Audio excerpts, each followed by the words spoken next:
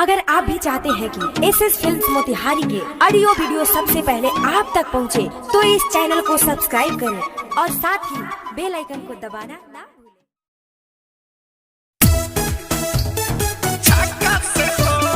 music by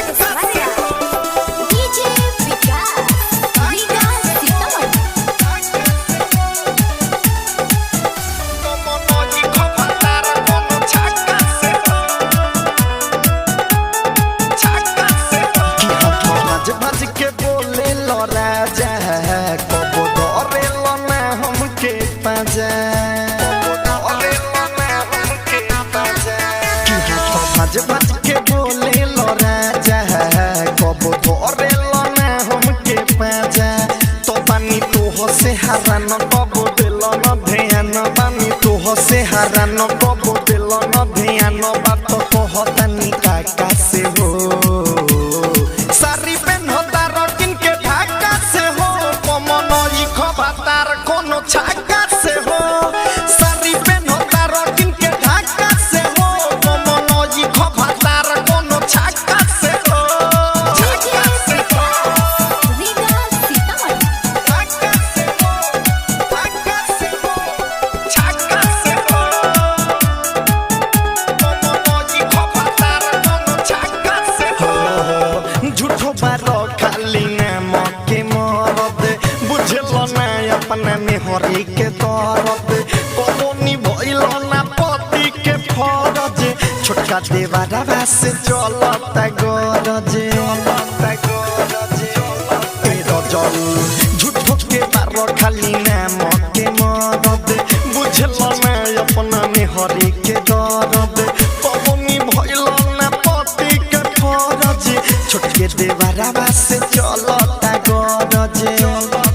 कि सखी हंसली हमारो कैसन बारो तू भातारो सखी हंसली हमारो कैसन बारो तू भातारो सबसे पट जालो टाटा से हो सारी पेन होता रकिन के ढाका से हो कमन ई खबातार कोनो छाका से हो सारी पेन होता रकिन के ढाका से हो कमन ई खोए पलमुना कोनो छाका से हो छाका से हो रीगा सीतामढ़ी छाका से हो छाका से हो कमन ई खबातार कोनो छाका से राजा लागलो बारो तू साफा बेला जा कहलो ना कबहू लग मिया जा मिठू मिसाइल डोरा धरेला पाजा पूरा अलंगवा से लेवेला मजा सुनो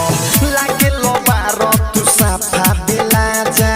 कहलो ना कबहू लग मिया जा मिठू मिसाइल डोरा धरेला पाजा पूरा अलंगवा से लेवेला मजा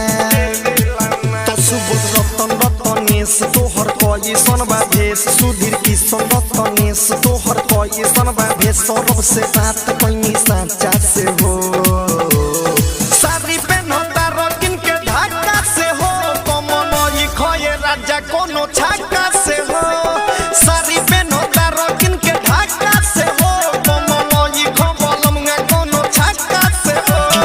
भज भज के बोले लो राजा कब धरे लो ना हमके पाजा भज भज के बोले लो राजा कब धरे लो ना हमके पाजा तो बानी तो से हरान कब दिल न ध्यान बानी तो से हरान कब दिल न ध्यान बात कहतानी काका से हो